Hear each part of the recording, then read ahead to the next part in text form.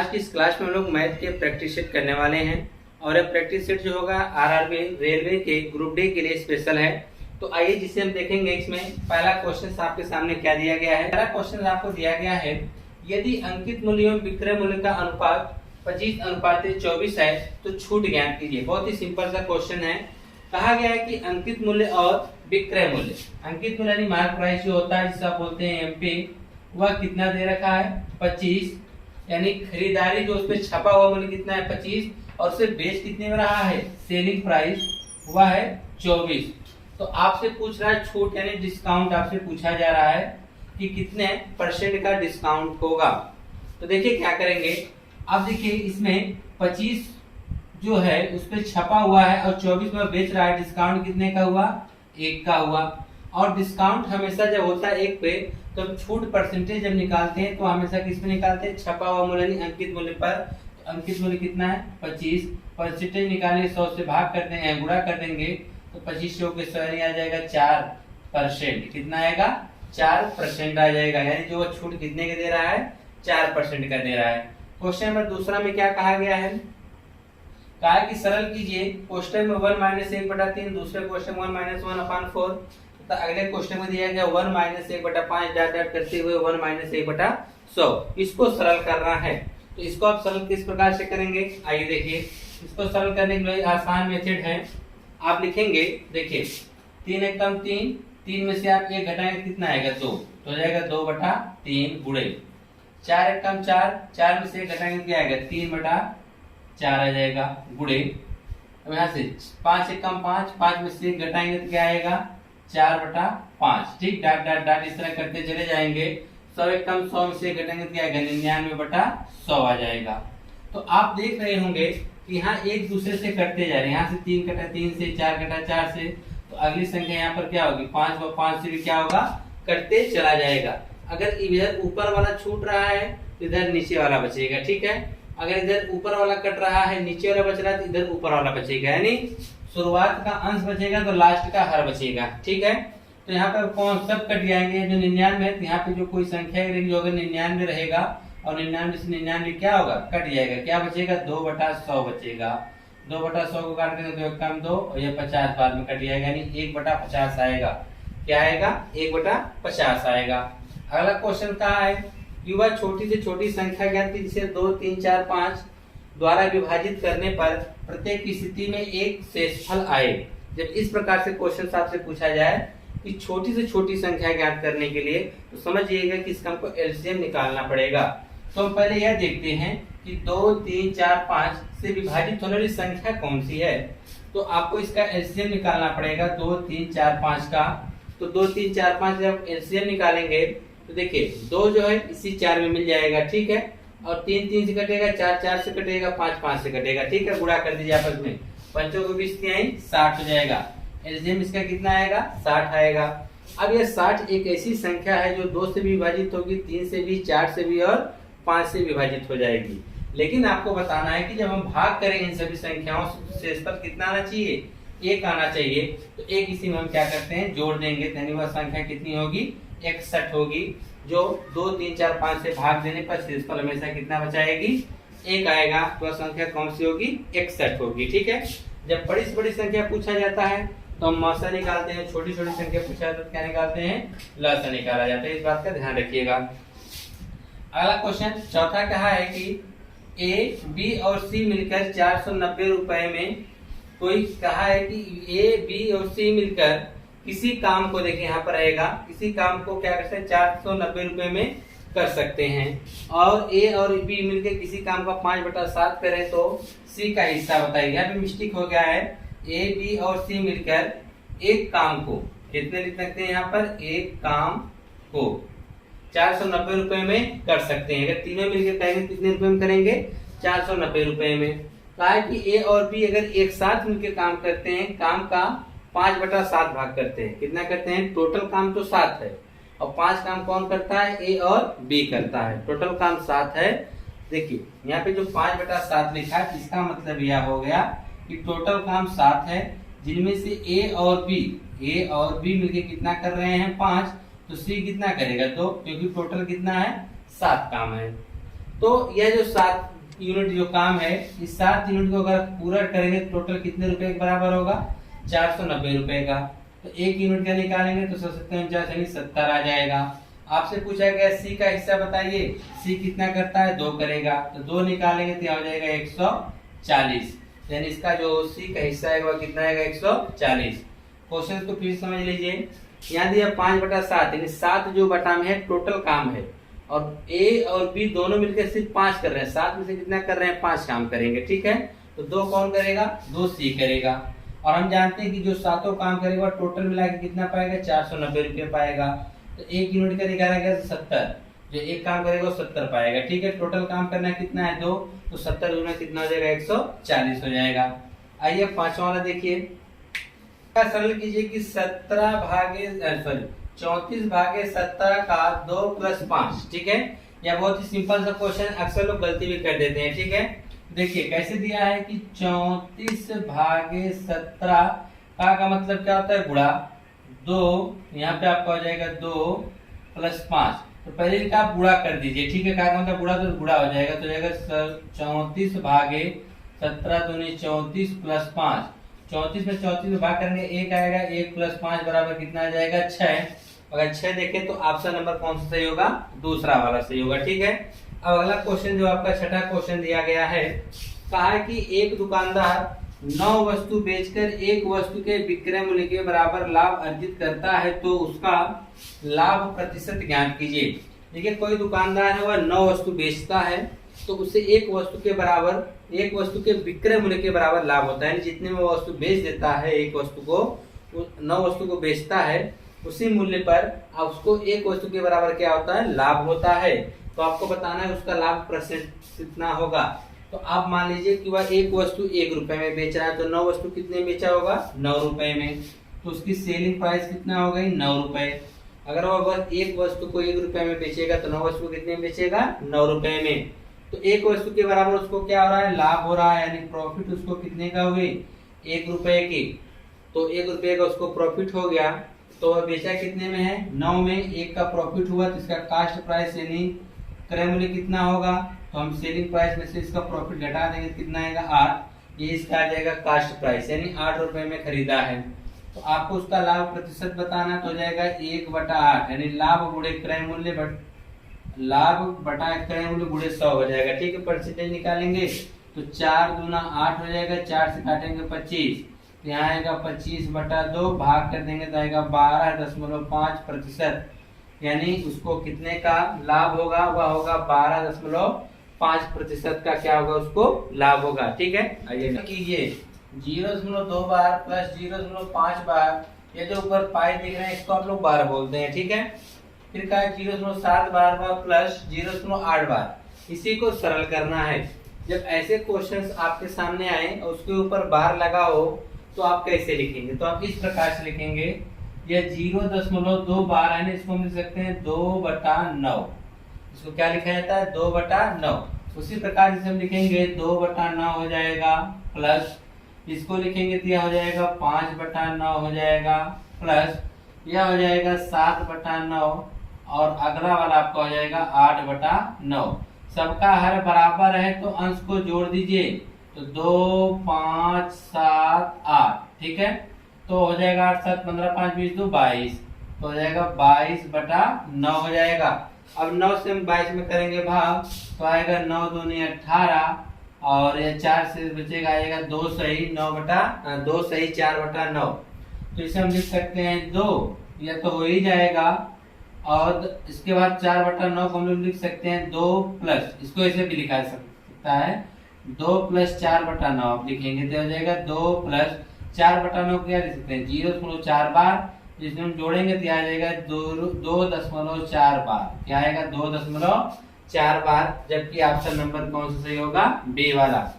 देखिए या 2 सही 4/9 है, इससे हम अलग अलग भी लिख सकते हैं 2 + 4/9, ठीक। 9 दूनी 18, 4, 22, 9 दूनी 18, 4, 22, वही आ रहा है, ठीक है। तो 2 को तो 2 ही रहेंगे, 4/9। जिस प्रकार से हमने 0.2 बार को 2/9 बनाया, उसी प्रकार से 4/9 को हम क्या बनाएंगे? 0.4 बार, और 0 को इस पे जब जोड़ेंगे तो 0 2 में उड़ेगा तो 2 ही रहेगा, या 0.4 बार हो जाएगा। इसका ऑप्शन जो आएगा 2.4 बार आएगा। ठीक है।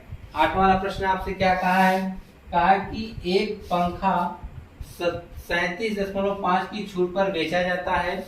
यदि पंखे का अंकित मूल्य 7200 रुपए है तो पंखे का विक्रय मूल्य बताना है। कोई पंखा है जो कितनी छूट पे बेचा जाता है, 37.5% की छूट पर, 37.5% की छूट पर इसको क्या किया जाता है, बेचा जाता है। अगर इसे आप बटा में कन्वर्ट करेंगे तो यह आ जाएगा 3/8 आएगा। क्या आएगा, 3/8। कैसे आएगा ये भी हम आपको बता दे रहे हैं। देखिए 37.5 है, इसका कितना है 37.5, इसे हम लिख सकते हैं 37.5% है ना, तो 37.5% जाएंगे बटा में क्या आ जाएगा 100। इस एक अंक पे 10 हटाएंगे तो नीचे जो जीरो क्या होगा, बढ़ जाएगा। अब इसी को हल कर दीजिए आप लोग। ठीक है, इसे आप काट सकते हैं। चलिए मतलब छोटी संख्या से अगर आप काटते हैं 5 से काटेंगे तो 5 7 35 हो जाएगा, 2 बचेगा 5 25, इसको आप 5 से काटेंगे 5 2 10 200 आ जाएगा। आप जानते हैं 25 75 और 25 8 200, 3/8 आ गया कि नहीं आ गया। इसे आप देखेंगे तो यह आपका आ गया 3/8। तो 3/8 से यह निष्कर्ष निकलता है जो 3 है यह छूट है और जो 8 है यह आपका अंकित मूल्य है। कितना है, 8 जो है अंकित मूल्य है। अगर आपका मार्क प्राइस जो है वह 8 है, छूट यानी डिस्काउंट जो आपका 3 का मिला है, तो सेलिंग प्राइस इसकी कितनी रही होगी, तो सेलिंग प्राइस इसकी 5 रही होगी। सेलिंग प्राइस कितनी रही होगी, 5, यानी 8 जो है उसपे छपा हुआ है 3 रुपए की छूट दे रहे, कितने बिका होगा, 5 में बिका होगा। यह 5 यूनिट आपको मिला है, लेकिन इसमें कहा गया कि जो उसका अंकित मूल्य 7200 रुपए है और इसका अंकित मूल्य कितना है 8, तो यह 8 यूनिट किसके बराबर होगा, 7200 के। तो 1 यूनिट बराबर, तो 8 1 8 8 9 72, यानी 1 यूनिट बराबर 900 आएगा रुपए। कितना आएगा, 900 रुपए आएगा। जब किसने पूछा है कि विक्रय मूल्य बताइए, तो यानी सेलिंग प्राइस कितना है 5 यूनिट, तो 5 निकालेंगे तो 900 गुणे 5 हो जाएगा, 9 5 45, यानी 4500 आएगा। कितना आएगा, 4500, यानी उसका जो विक्रय मूल्य होगा वो कितना होगा, 4500 होगा। पंखे का जो विक्रय मूल्य कितना होगा, 4500 रुपए होगा। नेक्स्ट वाला क्वेश्चन 9वां क्या कहा है, कहा है कि 49 से 125 तक की सभी प्राकृतिक संख्याओं का औसत क्या होगा। यानी आपको बताना है कि 49 50 51 52 53 डाट डाट डाट करते कितने तक, 125 तक सभी प्राकृतिक संख्याओं का औसत आपसे पूछा जा रहा है। तो ऐसे क्या करना पड़ेगा, आप लोग जानते हैं औसत बराबर क्या होता है, सभी संख्याओं का योग बटे संख्याओं की संख्या होता है। तो आप इसको लिख के जोड़ने से अच्छा यह है, एक चीज इसमें देखेंगे क्या सब में अंतर समान है, जी बिल्कुल, सब में अंतर क्या है, 1 1 का है। अगर अंतर समान हो और आपको औसत निकालना हो तो आप क्या करेंगे, पहली संख्या और आखिरी संख्या यानी 49 + 125 दोनों को जोड़कर 2 से कर देंगे भाग, दोनों को जोड़ के 2 से आप क्या करेंगे, भाग कर देंगे। तो 9 5 14 के 4 हासिल 1 का हो जाएगा, 4 2 6 1 7 1, 174/2, 2 8 16 और 2 7 14, 87। तो इसका ऑप्शन नंबर कौन सा सही होगा, 87। तो इनका जो औसत आएगा वह कितना आएगा, 87। यह तभी आप अप्लाई कर सकते हैं जब इनकी संख्याओं के बीच दिया गया जो अंतर वह समान होगा, तब आप पहली और आखिरी संख्या को जोड़ के 2 से भाग करेंगे तो आपको औसत मिल जाएगा। लेकिन कंडीशन है कि इनके बीच का जो अंतर होना चाहिए वह कैसा होना चाहिए, समान होगा, तभी आके आप ट्रिक अप्लाई होगी। ठीक है। नेक्स्ट वाला क्वेश्चन 10वां कहा है कि अभाज्य कारकों की संख्या बताना है। क्या बताना है, अभाज्य कारकों की संख्या। तो अभाज्य कारकों की संख्या आप देखेंगे 4 है, 4 को आप भाज्य कर सकते हैं। पहले क्वेश्चन लिख लेते हैं। ठीक है। 5 भी देखिए एक अभाज्य संख्या है, 3 भी आपकी एक अभाज्य है और 13 भी आपकी एक अभाज्य है, लेकिन ये 4 ही क्या है, भाज्य है। इसको भी हम इस प्रकार से लिख सकते हैं, 2 की पावर 2 बना देंगे तो हो जाएगा 11। अब 2 देखिए आपकी अभाज्य हो गई, 2 का पावर कितनी हो जाएगी 22, तो 2 का 11 दूनी 22, 5 का जो है 5 है, 5 का कितना है 5 है, 3 का कितना है 2 है और 13 का कितना है 2 है। सभी पूछा गया अभाज्य कारकों की संख्या बतानी है ना, तो अभाज्य कारकों की संख्या बताने के लिए हम क्या करें, इसकी पावर को जोड़ देंगे।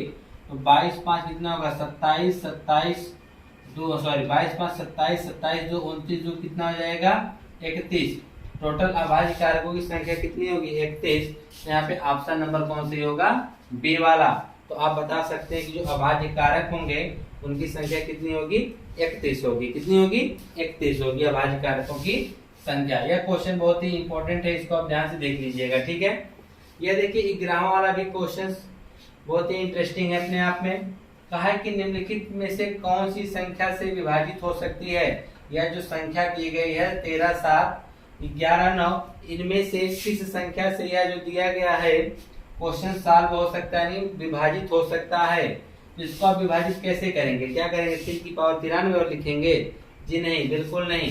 तो आपका क्वेश्चन है 3 की पावर 93 प्लस 3 की पावर 94 प्लस 3 की पावर 95। तो ऐसे में हम क्या करेंगे कॉमन निकाल लेंगे। तो कॉमन देखिए हम निकाल सकते हैं 3 की पावर 93, सबसे छोटा देखिए ये है, ये निकाला जा सकता है। 3 की पावर 93 जब कॉमन निकालेंगे तो यहाँ कितना बच गया 1, क्योंकि ये पूरा निकल गया। यहाँ से देखिए 3 की पावर 94 थी, यहाँ से 93 आपने निकाल लिया तो एक तो 3 बच गया, लेकिन यहाँ 95 में से 93 निकाला तो 3 की पावर 2 बच गया है। तो हो जाएगा 3 की पावर 93 कोष्टक में 1 प्लस देखिए यह 3 की स्क्वायर 9 हो जाएगा, 9 1 10 3 13 हो जाएगा, यानी 3 की पावर 93 गुणे 13, यानी यह संख्या किससे विभाजित होगी 13 से विभाजित होगी। किससे विभाजित होगी 13 से विभाजित हो जाएगी। कितनी बार 3 की पावर 93 बार में क्या होगी विभाजित हो जाएगी। तो आप इस प्रकार से बता सकते हैं कि 11 का जो आंसर होगा वह कितना आएगा 13 आएगा। 12वां वाला कहा है कि सबसे बड़ी संख्या ज्ञात कीजिए। क्या बोला गया है सबसे बड़ी संख्या आपको बतानी है। तो आइए बताइए सबसे बड़ी संख्या क्या होगी। देखिए 0.25 का मतलब क्या हो गया 0.25 का मतलब हो गया 0.25 सॉरी 0.5 के स्क्वायर का मतलब होगा 0.25 आ जाएगा, ठीक है। अब इसको आप निकालेंगे कहाँ से अंडर रूट बाहर से। तो यह देखिए है आपका अंडर रूट 0.49। तो हम जानते हैं 49 किसका वर्ग होता है, सॉरी 49 किसका वर्ग होता है 7 का। तो 7 बाहर आएगा, दोनों के अंदर दशमलव तो एक अंक पे दशमलव लग जाएगा, यानी 0.7 पे बाहर आएगा, ठीक है। अगर आप इसका गुणा 2 बार करेंगे 7 7 49 तो 2 अंक पे क्या लग जाएगा दशमलव। अब यहाँ पे क्यूब दे रखा है घनमूल, तो क्यूब रूट है, यानी आपका हो जाएगा 0.008 यहाँ पे क्यूब। तो हम क्या करेंगे तो 8 जो होता है 2 का क्यूब होता है और 3 के अंदर दशमलव तो 1 के अंदर दशमलव आना बाहर आ जाएगा, यानी 0.2 आ जाएगा। और यह 0.23 पहले से दे रखा है 0.23, सब में दशमलव के बाद 2 अंक हमने बना दिया। तो देखिए सबसे बड़ा कौन दिखा, तो सबसे बड़ा यही वाला दिख रहा है जो करड़ी में 0.49 है। तो सबसे बड़ा जो संख्या है आपके पास कितने हैं करड़ी में 0.49 है। कितना है करड़ी में 0.49। 13वां वाला सवाल देखिए अब, ठीक है। 13वां वाले में क्या कहा गया है करड़ी में 132 प्लस करड़ी में 132 प्लस करड़ी में 132, यह प्रक्रिया कब तक चल रही है अनंत बार तक चलेगी, ठीक है। जब ऐसे क्वेश्चन आने लगे तो हम क्या करते हैं, अगर यहाँ पर हम यह ढूंढते हैं कि यह जो दी गई संख्या है क्या यह क्रमागत किसी का गुणनफल है, क्या है क्रमागत गुणनखंड है किसी का, तो बिल्कुल है। यह 11 और 12 का क्या है क्रमागत गुणनखंड है। आप निकालेंगे कैसे क्रमागत गुणनखंड है, तो उसके लिए आसान सा तरीका इसका गुणनखंड कर दीजिए, पहले आपको मिल जाएगा। तो अगर आप इसका गुणनखंड करेंगे तो हो जाएगा 6 6, फिर आप 2 से करेंगे तो 3 3 आएगा, फिर 3 से करेंगे तो 11 आ जाएगा। तो 2 दूनी 4 3 12 और 12 गुणे 11। 11 और 12 का जो गुणनखंड करेंगे तो 132 आ जाएगा। और 11 12 दोनों कैसी संख्याएं हैं क्रमागत संख्याएं हैं। और याद रखिए अगर इनका गुणनखंड हमने किया तो हमको कितना मिला 132 का 132 का गुणनखंड हमको 11 मिला, दूसरा 12 मिला है। अगर यहाँ पर प्लस प्लस रहेगा तब तो आपकी यह बड़ी वाली संख्या इसका आंसर होगा। अगर यहाँ माइनस रहा तो कौन सा होगा छोटा वाला। तो यहाँ पर कौन सा चिन्ह है प्लस है, इसलिए इसका बड़ा वाला जो मान होगा वही इसका आंसर होगा। तो आपको बताना है कि इसका जो सॉल्यूशन आएगा वो कितना आएगा 12 आएगा, ठीक है। 14वां में कहा कि सबसे बड़ी भिन्न ज्ञात कीजिए। क्या ज्ञात करने के लिए कहा है सबसे बड़ी भिन्न ज्ञात करना है। तो सबसे बड़ी भिन्न ज्ञात करना है तो आइए देखिए कैसे आप निकालेंगे। हम देख रहे हैं 15/16 दे रखा है। क्या दे रखा है 15/16, अंतर कितने का है 1 का। 19/20 अंतर कितने का है? 1 का। 24/25 अंतर कितने का है? 1 का। 13/14 अंतर कितने का है? 1 का है। हर और अंश में अंतर अगर समान हो तो आपको बड़ी भिन्न खोजना है, तो जिसका अंश बड़ा होगा वही सबसे बड़ी भिन्न कहलाएगी। तो अंश इसमें किसका बड़ा है? वह है 24/25 का, इसलिए सबसे बड़ी भिन्न क्या कहलाएगी? 24/25 कहलाएगी। ठीक है, तो आज की इस क्लास में इतना ही। आप लोग यह बताइए कि यह आपको क्लास कैसी लगी।